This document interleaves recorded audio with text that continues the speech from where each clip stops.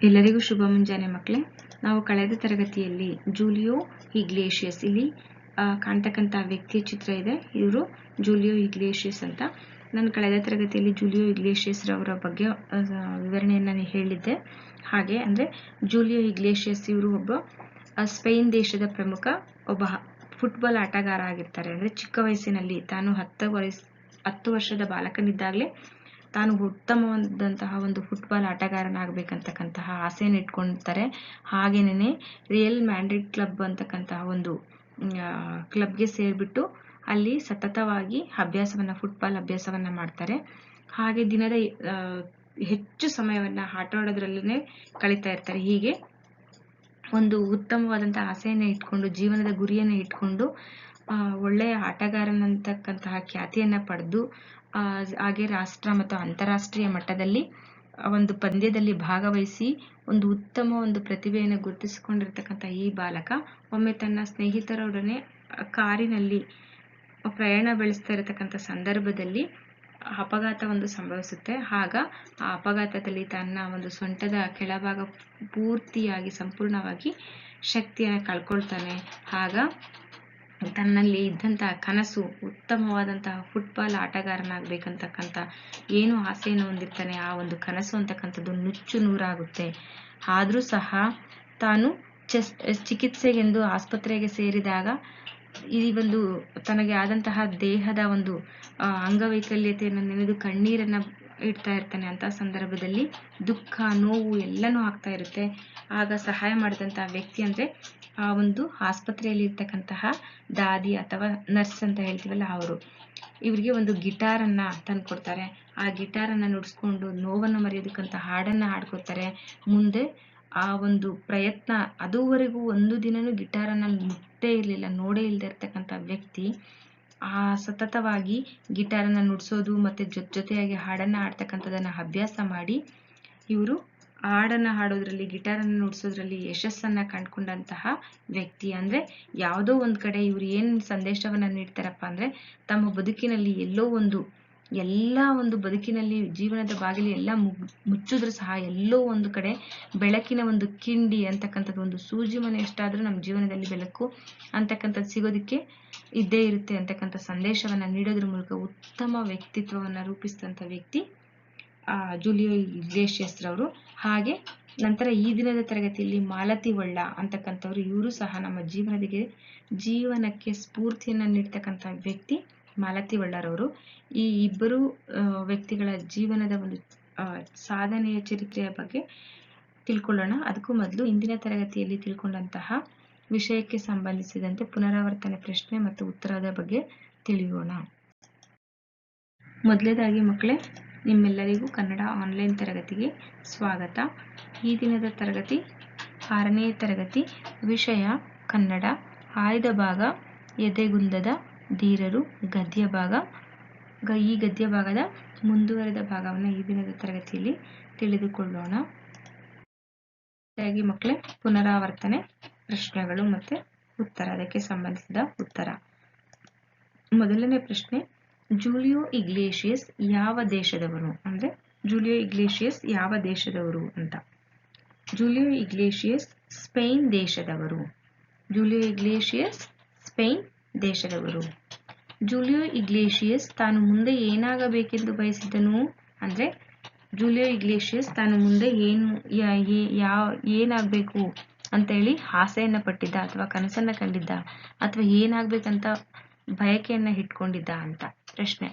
Julio Iglesias ತಾನು ಮುಂದೆ ಉತ್ತಮ ಫುಟ್ಬಾಲ್ ಆಟಗಾರನಾಗಬೇಕೆಂದು ಬಯಸಿದ್ದನು. ಜೂಲಿಯೋ ಇಗ್ಲೇಷಿಯಸ್ ತನ್ನ ದುಃಖವನ್ನು ಹೇಗೆ ಮರೆತನು?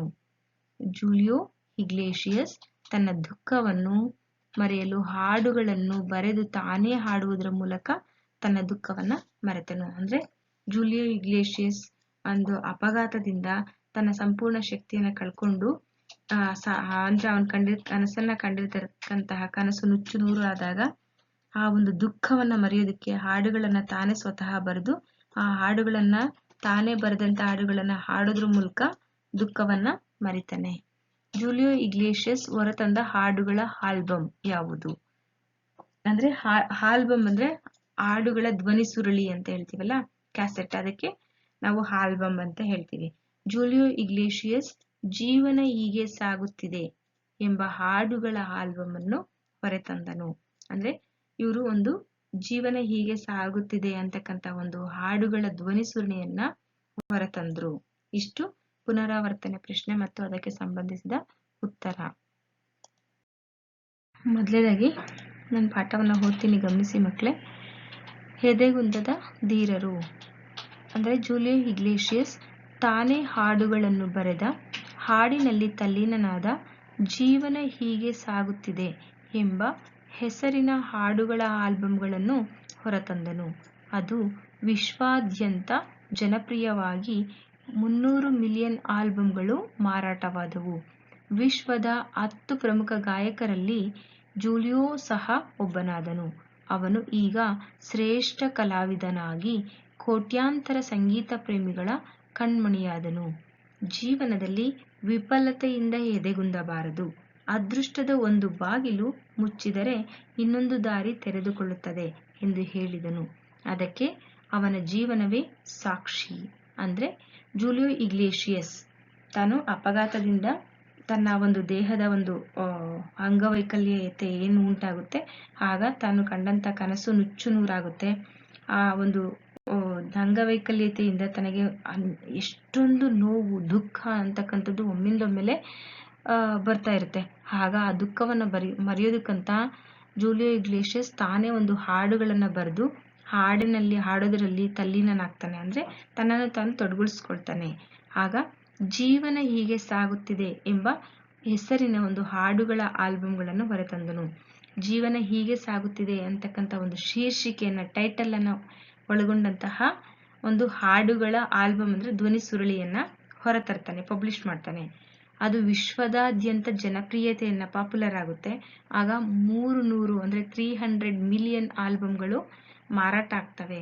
ನಂತರ ವಿಶ್ವದ 10 ಅಂದ್ರೆ ವರ್ಲ್ಡ್ ಅಲ್ಲೇ 10 ಪ್ರಮುಖ ಗಾಯಕರಲ್ಲಿ ಜೂಲಿಯೋ ಇಗ್ಲೇಷಿಯಸ್ ಸಹ ಒಬ್ಬರಾಗ್ತಾರೆ. ನಂತರ ಅವರು ಈಗ ಶ್ರೇಷ್ಠ ಕಲಾವಿದರಾಗಿ ಕೋಟ್ಯಾಂತರ ಸಂಗೀತ ಪ್ರೇಮಿಗಳ ಕಣ್ಮಣಿಯಾದನು. ಅಂದ್ರೆ ಈಗ ಶ್ರೇಷ್ಠ ಕಲಾವಿದನಾಗಿ ಗಿಟಾರನ್ನ ನುಡಿಸೋದ್ರಲ್ಲಿ ಮತ್ತೆ ಸಂಗೀತವನ್ನ ಹಾಡೋದ್ರಲ್ಲಿ ಶ್ರೇಷ್ಠ ಕಲಾವಿದನಾಗಿ ಅನೇಕ ಕೋಟ್ಯಾಂತರ ಸಂಗೀತ ಪ್ರೇಮಿಗಳ ಕಣ್ಮಣಿಯಾದರು. ಜೀವನದಲ್ಲಿ ವಿಫಲತೆ ಅಂತಕ್ಕಂಥದ್ದನ್ನ ಬಂದಾಗ ಎದೆಗುಂದದೇನೆ ಅಂದ್ರೆ ಧೈರ್ಯಗೆಡದೆ ಅದೃಷ್ಟದ ಒಂದು ಬಾಗಿಲು ಮುಚ್ಚಿದ್ರೆ, ಅಂದ್ರೆ ತಾನು ಫುಟ್ಬಾಲ್ ಆಟಗಾರನಾಗ್ಬೇಕಂತ ಒಂದು ಕನಸನ್ನ ಕಾಣ್ತಾನೆ, ಅದು ಸಾಧ್ಯ ಆಗೋದಿಲ್ಲ. ಆದ್ರೆ ಇಷ್ಟಕ್ಕೆ ನಮ್ಮ ಜೀವನ ಅಂತಕ್ಕಂಥದ್ದು ಮುಗ್ದೋಯ್ತು ಅಂತಕ್ಕಂಥ ರೀತಿನಲ್ಲಿ ಅವರು ಆತ್ಮಸ್ಥೈರ್ಯವನ್ನ ಕಳ್ಕೊಂಡಿದ್ರೆ ಇವತ್ತು ಶ್ರೇಷ್ಠ ಗಾಯಕರು ಅಥವಾ ಗಿಟಾರನ್ನ ನುಡಿಸೋದ್ರಲ್ಲಿ ಯಶಸ್ಸನ್ನ ಗಳಿಸೋದಕ್ಕೆ ಸಾಧ್ಯ ಆಗ್ತಿರ್ಲಿಲ್ಲ. ಆದ್ರಿಂದ ನಮ್ಮೆಲ್ಲರಿಗೂ ಅವರು ನೀಡ್ತಕ್ಕಂಥ ಸಂದೇಶ ಏನಪ್ಪಾ ಅಂದ್ರೆ, ಒಂದು ಅದೃಷ್ಟದ ಒಂದು ಬಾಗಿಲು ಅಂತಕ್ಕಂಥದ್ದು ಮುಚ್ಚಿದ್ರೆ ಇನ್ನೊಂದು ದಾರಿ ತೆರೆದುಕೊಳ್ಳುತ್ತೆ. ಒಂದ್ ಕಳ್ಕೋಬೇಕಂದ್ರೆ ಒಂದ್ ಪಡ್ಕೋಬೇಕಂದ್ರೆ ಒಂದ್ ಕಳ್ಕೋಬೇಕು ಅಂತ ಹೇಳ್ತೀವಲ್ಲ, ಹಾಗೆ ನಮ್ಗೆ ಒಂದನ್ನ ಏನಾದ್ರೂ ಪಡ್ಕೋಬೇಕಂತಕ್ಕಂಥ ಆಸೆ ಇದ್ರೆ ಅದು ನಮಗೆ ಸಿಗದಿದ್ದಾಗ ಬೇರೆ ಇನ್ನೊಂದು ಮಾರ್ಗ ಅಂತಕ್ಕಂಥದ್ದು ಖಂಡಿತವಾಗ್ಲೂ ಇದ್ದೇ ಇರುತ್ತೆ ಅಂತಕ್ಕಂಥ ಸಂದೇಶವನ್ನ ನಮ್ಗೆ ತಿಳಿಸ್ತಾರೆ. ಅದಕ್ಕೆ ಉದಾಹರಣೆ ಅಂತಂದ್ರೆ ಈ ಜೂಲಿಯೋ ಇಗ್ಲೇಷಿಯಸ್ ಜೀವನವೇ ಒಂದು ಸಾಕ್ಷಿಯಾಗಿದೆ.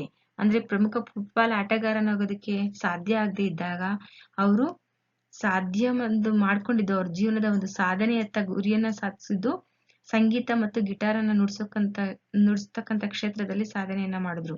ಹೀಗೆ ಒಂದು ಜೀವನ ಅಂದ್ರೆ ಅದೃಷ್ಟದ ಬಾಗಿಲು ಮುಚ್ಚಿದ್ರೆ ಇನ್ನೊಂದು ದಾರಿ ತೆರೆದುಕೊಳ್ಳುತ್ತೆ ಅಂತಕ್ಕಂಥ ಒಂದು ಮಾತಿಗೆ, ಸಂದೇಶಕ್ಕೆ ಜೂಲಿಯೋ ಇಗ್ಲೇಷಿಯಸ್ ಜೀವನವೇ ನಮಗೆ ಸಾಕ್ಷಿಯಾಗಿದೆ. ನಂತರ ನಾವು ಮಾಲತಿ ಹೊಳ್ಳರವರ ಬಗ್ಗೆ ತಿಳಿದುಕೊಳ್ಳೋಣ. ಮಾಲತಿ ಹೊಳ್ಳ ಎಲ್ಲಾ ಬಾಗಿಲುಗಳು ಮುಚ್ಚಿದರೂ ಎಲ್ಲೋ ಒಂದು ಸಣ್ಣ ಕಿಂಡಿಯಿಂದ ಬೆಳಕು ಹರಿದು ಬರುತ್ತದೆ. ಇದು ಮಾಲತಿ ಹೊಳ್ಳರ ಬದುಕಿನ ಸತ್ಯ. ಪೋಲಿಯೋ ಎಂಬ ಭಯಂಕರ ವ್ಯಾಧಿಗೆ ತುತ್ತಾಗಿ ಕಾಲುಗಳು ಶಕ್ತಿಹೀನವಾದರೂ ಕ್ರೀಡಾಲೋಕದಲ್ಲಿ ವಿಶ್ವವೇ ಬೆರಗಾಗುವಂತಹ ಸಾಧನೆಯನ್ನು ಮಾಡಿದವರು ಮಾಲತಿ ಹೊಳ್ಳ. ವಿಧಿ ನೀಡಿದ ಅಂಗವಿಕಲತೆ ಈ ಸಾಧಕಿಯ ಪಾಲಿಗೆ ವರವಾಯಿತು. ಮಾಲತಿ ಹೊಳ್ಳರ ತಂದೆ ಕೃಷ್ಣಮೂರ್ತಿ ಹೊಳ್ಳ, ತಾಯಿ ಪದ್ಮಾವತಿ. ಹೋಟೆಲ್ ವೃತ್ತಿಗಾಗಿ ಉಡುಪಿ ಜಿಲ್ಲೆಯ ಮಣ್ಣೂರು ಗ್ರಾಮದಿಂದ ಬೆಂಗಳೂರಿಗೆ ಬಂದವರು. ಇವರ 4ನೆಯ ಮಗುವಾಗಿ ಜುಲೈ 6, 1958ರಂದು ಮಾಲತಿ ಜನಿಸಿದರು. ಮಾಲತಿ ಹೊಳ್ಳರು ಎಲ್ಲ ಬಾಗಿಲುಗಳು ಮುಚ್ಚಿದ್ರೂ ಸಹ ಎಲ್ಲೋ ಒಂದು ಸಣ್ಣ ಕಿಂಡಿಯಿಂದ ಬೆಳಕು ಹರಿದು ಬರುತ್ತದೆ. ಅಂದ್ರೆ ಅದೃಷ್ಟದ ಒಂದು ಬಾಗಿಲು ಅಂತಕ್ಕಂಥದ್ದು ಎಲ್ಲ ಕಡೆ ನಮಗೆ ಮುಚ್ಕೊಂಡ್ರು ಎಲ್ಲಾದ್ರೂ ಒಂದೇ ಒಂದು ಕಡೆ ಸಣ್ಣ ಒಂದು ಕಿಂಡಿ ಅಂತಕ್ಕಂಥ, ಅಂದ್ರೆ ಕಿಂಡಿ ಅಂದ್ರೆ ರಂಧ್ರ, ತೂತು ಅಂತ ಹೇಳ್ತೀವಲ್ಲ, ಹಾಗೆ ಸಣ್ಣ ಒಂದು ತೂತು ಅಂತಕ್ಕಂಥದ್ದು ನಮಗೆ ಬೆಳಕಿನ ರೂಪದಲ್ಲಿ ಹರಿದು ಬರುತ್ತೆ. ಅದನ್ನ ನಾವು ಉಪಯೋಗ ಪಡಿಸ್ಕೊಂಡ್ರೆ ನಾವು ಸಾಧನೆಯನ್ನ, ನಮ್ಮ ಗುರಿಯನ್ನ ತಲುಪೋದಕ್ಕೆ ಖಂಡಿತ ಸಾಧ್ಯ ಹಾಗೆ ಆಗುತ್ತೆ ಅಂತಕ್ಕಂಥ ಒಂದು ಸಂದೇಶವನ್ನ ನೀಡೋದು ಮಾಲತಿ ಹೊಳ್ಳರವರು. ಇದು ಮಾಲತಿ ಹೊಳ್ಳರ ಬದುಕಿನ ಸತ್ಯ. ಪೋಲಿಯೋ ಎಂಬ ಭಯಂಕರ ವ್ಯಾಧಿಗೆ ತುತ್ತಾಗಿ ಕಾಲುಗಳು ಶಕ್ತಿಹೀನವಾದರೂ ಕ್ರೀಡಾ ಲೋಕದಲ್ಲಿ ವಿಶ್ವವೇ ಬೆರಗಾಗುವಂತಹ ಸಾಧನೆಯನ್ನು ಮಾಡಿದವರು ಮಾಲತಿ ಹೊಳ್ಳ. ಅಂದ್ರೆ ಇವರಿಗೆ ಅತ್ಯಂತ ಚಿಕ್ಕ ವಯಸ್ಸಿಗೆ, ಮಾಲತಿ ಹೊಳ್ಳರವರು ತುಂಬಾ ಚಿಕ್ಕ ಬಾಲ್ಯದಲ್ಲಿ ಇದ್ದಂತ ಸಂದರ್ಭದಲ್ಲಿ ಪೋಲಿಯೋ ಅಂತಂದ್ರೆ ನಿಮ್ಗೆ ಗೊತ್ತಿದೆ, ಅಂದ್ರೆ ದೇಹದ ಭಾಗದಲ್ಲಿ ಅಂಗವಿಕಲತೆ ಆಗೋದು, ಕೈ ಅಥವಾ ಕಾಲಾಗಿರ್ಬೋದು, ಈ ತರ ಶಕ್ತಿಹೀನತೆಯನ್ನ ಕಳ್ಕೊಳ್ಳೋದನ್ನ ನಾವು ಪೋಲಿಯೋ ಕಾಯಿಲೆ ಅಂತ ಹೇಳ್ತೀವಿ. ವ್ಯಾಧಿ ಅಂದ್ರೆ ಕಾಯಿಲೆ. ಮಾಲತಿ ಹೊಳ್ಳರವರು ಚಿಕ್ಕ ವಯಸ್ಸಿನಲ್ಲಿದ್ದಾಗ, ಬಾಲ್ಯದಲ್ಲಿದ್ದಾಗ ಪೋಲಿಯೋ ಅಂತಕ್ಕಂಥ ಭಯಂಕರ ಕಾಯಿಲೆಗೆ ತುತ್ತಾಗ್ಬಿಟ್ಟು ಅವರ ಕಾಲುಗಳು ಶಕ್ತಿಯನ್ನ ಕಳ್ಕೊಳ್ತವೆ. ಆಗ ಕ್ರೀಡಾ ಲೋಕದಲ್ಲಿ ವಿಶ್ವ ಬೆರಗಾಗುವಂತ ಸಾಧನೆಯನ್ನ ಮಾಡಿದವರು ಮಾಲತಿ ಹೊಳ್ಳರವರು. ಪೋಲಿಯೋ ಕಾಯಿಲೆಗೆ ತುತ್ತಾಗಿ ಕಾಲುಗಳು ಶಕ್ತಿಹೀನತೆಯನ್ನ ಕಳ್ಕೊಂಡ್ರು ಸಹ ಇವರು ಕ್ರೀಡಾ ಜಗತ್ತಿನಲ್ಲಿ ಯಶಸ್ಸನ್ನ ಸಾಧಿಸ್ತಕ್ಕಂಥ ವ್ಯಕ್ತಿ, ನಮ್ಮೆಲ್ಲರಿಗೂ ಸ್ಫೂರ್ತಿದಾಯಕವಾದಂತಹ ಮಹಾನ್ ವ್ಯಕ್ತಿ ಅಂದ್ರೆ ಮಾಲತಿ ಹೊಳ್ಳರವರು. ಹೇಗೆ ಸಾಧ್ಯ ಆಯ್ತು ಅವ್ರು ಸಾಧನೆ ಮಾಡೋದಕ್ಕೆ ಅಂತಕ್ಕಂಥದ್ದನ್ನ ನೋಡೋದಾದ್ರೆ, ಮೂಲತಃ ಇವರು ಮಾಲತಿ ಹೊಳ್ಳರವರು ಏನಪ್ಪಾ ಅಂದ್ರೆ ಇವರ ಪಾಲಿಗೆ, ಇವರ ಒಂದು ಜೀವನದಲ್ಲಿ ಅಂಗವೈಕಲ್ಯತೆ ಅಂತಕ್ಕಂಥದ್ದನ್ನೇ ಇವರ ಒಂದು ಸಾಧನೆಗೆ ವರವಾಗಿ, ಅಂದ್ರೆ ಒಂದು ದೇವರು ಕೊಟ್ಟಂತ ಗಿಫ್ಟ್ ಆಗಿ ಪರಿಣಮಿಸುತ್ತೆ. ಯಾಕಪ್ಪ ಅಂತಂದ್ರೆ ಅವರು ಒಂದು ಆತ್ಮಸ್ಥೈರ್ಯವನ್ನ ಕೆಡದೆ, ತಮ್ಗೆ ಇದ್ದಂತಹ ಅಂಗವೈಕಲ್ಯತೆಯನ್ನ ಲೆಕ್ಕಿಸ್ತೇನೆ ಅವರು ತಮ್ಮ ಗುರಿಯೊಂದೇ ಮುಖ್ಯ, ನಾವೇನಾದ್ರೂ ಸಾಧನೆ ಮಾಡ್ಬೇಕು ಅಂತಕ್ಕಂಥ ಒಂದು ಉದ್ದೇಶವನ್ನ ಇಟ್ಕೊಂಡು ಸಾಧನೆಯನ್ನ ಮಾಡಿದ್ದಾರೆ. ಮಾಲತಿ ಹೊಳ್ಳರ ತಂದೆ ಕೃಷ್ಣಮೂರ್ತಿ ಹೊಳ್ಳ, ತಾಯಿ ಪದ್ಮಾವತಿ. ನಿಮ್ಗೆ ಪ್ರಶ್ನೆ ಕೇಳ್ಬೋದು, ಮಾಲತಿ ಹೊಳ್ಳರವರ ತಂದೆ ತಾಯಿಯ ಹೆಸರನ್ನ ಹೆಸರಿಸಿ ಅಂತ. ಮಾಲತಿ ಹೊಳ್ಳರ ತಂದೆ ಹೆಸರು ಕೃಷ್ಣಮೂರ್ತಿ ಹೊಳ್ಳ, ತಾಯಿ ಪದ್ಮಾವತಿ. ಇವರು ಮೂಲತಃ ಉಡುಪಿ ಜಿಲ್ಲೆಯ ಮಣ್ಣೂರು ಗ್ರಾಮ ಅಂತಕ್ಕಂಥದ್ದಲ್ಲಿ ಇರ್ತಾರೆ. ಇವರು ಬೆಂಗಳೂರಿಗೆ ಹೋಟೆಲ್ ನಡೆಸ್ತಕ್ಕಂಥ ಕೆಲಸವನ್ನ ಮಾಡೋದಕ್ಕೋಸ್ಕರ ಉಡುಪಿ ಜಿಲ್ಲೆಯಿಂದ ಬೆಂಗಳೂರಿಗೆ ಬರ್ತಾರೆ. ಇವ್ರಿಗೆ ಅಂದ್ರೆ ಕೃಷ್ಣಮೂರ್ತಿ ಹೊಳ್ಳ ಮತ್ತು ಪದ್ಮಾವತಿಯ 4ನೆಯ ಮಗುವಾಗಿ ಜುಲೈ 6 ಮತ್ತು 1958ರಂದು ಮಾಲತಿ ಹೊಳ್ಳರವರು ಜನಿಸ್ತಾರೆ. ಇಷ್ಟು ಮಾಲತಿ ಹೊಳ್ಳರವರ ಬಗ್ಗೆ ಪರಿಚಯವನ್ನ. ಮುಂದಿನ ತರಗತಿಯಲ್ಲಿ ಮುಂದುವರೆದ ಭಾಗದ ಬಗ್ಗೆ ತಿಳ್ಕೊಳ್ಳೋಣ. ಈ ದಿನದ ತರಗತಿಯಲ್ಲಿ ಅಭ್ಯಾಸ ಮಾಡಿದಂತಹ ವಿಷಯಕ್ಕೆ ಸಂಬಂಧಿಸಿದಂತೆ ಸಾರಾಂಶವನ್ನ ತಿಳಿದುಕೊಳ್ಳೋಣ ಮಕ್ಕಳೇ. ಸಾರಾಂಶ ಅಂದ್ರೆ ಸಮ್ಮರಿ. ಜೀವನ ಹೀಗೆ ಸಾಗುತ್ತಿದೆ ಎಂಬ ಹೆಸರಿನ ಹಾಡುಗಳ ಆಲ್ಬಮ್ ಅನ್ನು ಹೊರತಂದರು. ಅಂದ್ರೆ ಜೂಲಿಯೋ ಇಗ್ಲೇಷಿಯಸ್ ತನ್ನ ಬದುಕಿನಲ್ಲಿ ಆದಂತಹ ನೋವನ್ನ ಮರೆಯೋದಕ್ಕೋಸ್ಕರ ಜೀವನ ಹೀಗೆ ಸಾಗುತ್ತಿದೆ ಎಂಬ ಶೀರ್ಷಿಕೆಯನ್ನು ಒಳಗೊಂಡಂತಹ ಒಂದು ಧ್ವನಿ ಸುರುಳಿಯನ್ನ ಬರೆದ್ಬಿಟ್ಟು ಆ ಒಂದು ಆಲ್ಬಮ್ ಅನ್ನ ಹೊರತರ್ತಾರೆ, ಪಬ್ಲಿಷ್ ಮಾಡ್ತಾರೆ. ಅದು ವಿಶ್ವದಾದ್ಯಂತ ಜನಪ್ರಿಯತೆಯನ್ನು ಗಳಿಸಿ 300 ಮಿಲಿಯನ್ ಆಲ್ಬಮ್ಗಳು ಮಾರಾಟ ಆಗ್ತವೆ. ನಂತರ ವಿಶ್ವದ 10 ಪ್ರಮುಖ ಗಾಯಕರಲ್ಲಿ, ಸ್ಪೇನ್ ದೇಶದ ಪ್ರಮುಖ 10 ಗಾಯಕರಲ್ಲಿ ಜೂಲಿಯೋ ಸಹ ಒಬ್ಬ ಆಗ್ತಾರೆ. ನಂತರ ಅವರು ಈಗ ಶ್ರೇಷ್ಠ ಕಲಾವಿದನಾಗಿ ಕೋಟ್ಯಾಂತರ ಸಂಗೀತ ಪ್ರೇಮಿಗಳ ಕಣ್ಮಣಿಯಾಗಿದ್ದಾರೆ. ಜೀವನದಲ್ಲಿ ವಿಫಲತೆಯಿಂದ ಎದೆಗುಂದಬಾರದು. ಅಂದ್ರೆ ನಮಗೆ ಜೀವನದಲ್ಲಿ ಬಂದಂತಹ ತೊಂದರೆ, ಆಪತ್ತುಗಳಿಂದ ನಾವು ಆತ್ಮಸ್ಥೈರ್ಯವನ್ನ ಕಳ್ಕೋಬಾರದು, ಎದೆಗುಂದಬಾರದು, ಧೈರ್ಯಗೆಡಬಾರದು. ಅದೃಷ್ಟದ ಒಂದು ಬಾಗಿಲು ಮುಚ್ಚಿದ್ರೆ ಇನ್ನೊಂದು ಬಾಗಿಲು ತೆರೆದಿರುತ್ತೆ ಅಂತಕ್ಕಂತಹ ಒಂದು ಸಂದೇಶವನ್ನ ನಾವು ತಿಳ್ಕೋಬೇಕು. ಅದಕ್ಕೆ ಜೂಲಿಯೋ ಇಗ್ಲೇಷಿಯಸ್ ಜೀವನವೇ ಸಾಕ್ಷಿಯಾಗಿದೆ. ನಂತರ ಎಲ್ಲಾ ಬಾಗಿಲುಗಳು ಮುಚ್ಚಿದರೂ ಎಲ್ಲೋ ಒಂದು ಸಣ್ಣ ಕಿಂಡಿಯಿಂದ ಬೆಳಕು ಹರಿದು ಬರುತ್ತದೆ ಅಂತಕ್ಕಂಥದ್ದು ಇದು ಮಾಲತಿ ಹೊಳ್ಳರ ಬದುಕಿನ ಸತ್ಯ. ಅಂದ್ರೆ ಎಲ್ಲಾ ಅದೃಷ್ಟ ಬಾಗಿಲು ನಮ್ಮ ಜೀವನದಲ್ಲಿ ಮುಚ್ಚೆ ಹೋಗಿದೆ, ನಮ್ಗೆ ಇನ್ನೇನು ಸಾಧನೆ ಮಾಡೋದಕ್ಕಾಗದೇ ಇಲ್ಲ ಅಂತಕ್ಕಂಥ ರೀತಿನಲ್ಲಿ ನಮ್ಮ ಜೀವನ ಅಂತಕ್ಕಂಥದ್ದು ಇದ್ದಾಗ ಎಲ್ಲೋ ಒಂದು ಕಡೆ ಆ ಎಲ್ಲ ಬಾಗಿಲು ಮುಚ್ಕೊಂಡಾಗ ಎಲ್ಲೋ ಒಂದು ಕಿಂಡಿಯಿಂದ ಒಂದು ಸಣ್ಣ ಒಂದು ರಂಧ್ರ ಹೋಲ್ ಮೂಲಕ ಬೆಳಕು ಅಂತಕ್ಕಂಥದ್ದು ನಮಗೆ ಚೈತನ್ಯವನ್ನು ತುಂಬೋದಕ್ಕೆ ಹರಿದು ಬರುತ್ತೆ ಅಂತಕ್ಕಂಥದ್ದು ಮಾಲತಿ ಒಳ್ಳೆರವರ ಬದುಕಿನ ಜೀವನದಲ್ಲಿ ನಡೆದಂಥ ಸತ್ಯ ಸಂಗತಿ. ಇವರಿಗೆ ಪೋಲಿಯೋ ಎನ್ನುವಂತಹ ಭಯಂಕರ ಕಾಯಿಲೆಗೆ ತುತ್ತಾಗಿ ಕಾಲುಗಳು ಶಕ್ತಿಹೀನವಾದರೂ ಸಹ ಮಾಲತಿ ಒಳ್ಳೆರವರು ಕ್ರೀಡಾ ಲೋಕದಲ್ಲಿ ವಿಶ್ವವೇ ಬೆರಗಾಗುವಂತಹ ಸಾಧನೆಯನ್ನ ಮಾಡಿದಂತಹ ಮಹಿಳೆ ಮಾಲತಿ ಹೊಳ್ಳ. ಇವರಿಗೆ ವಿಧಿ ನೀಡಿದಂತಹ ಅಂಗವೈಕಲ್ಯತೆ ಅಂತಕ್ಕಂಥದ್ದೇ ಈ ಒಂದು ಸಾಧಕೀಯ ಪಾಲಿಗೆ ವರವಾಗಿ ಪರಿಣಮಿಸುತ್ತೆ. ನಂತರ ಮಾಲತಿ ಹೊಳ್ಳರ ತಂದೆಯ ಹೆಸರು ಕೃಷ್ಣಮೂರ್ತಿ ಹೊಳ್ಳ, ತಾಯಿ ಪದ್ಮಾವತಿ. ಮೂಲತಃ ಉಡುಪಿ ಜಿಲ್ಲೆಯ ಮಣ್ಣೂರು ಗ್ರಾಮದಿಂದ ಬಂದಿರತಕ್ಕಂಥವ್ರು. ಅಂದ್ರೆ ಇವರು ತಂದೆ ತಾಯಿ ಉಡುಪಿಯಿಂದ ಹೋಟೆಲ್ ಒಂದು ವೃತ್ತಿಗೋಸ್ಕರ ಬೆಂಗಳೂರಿಗೆ ಬರ್ತಾರೆ.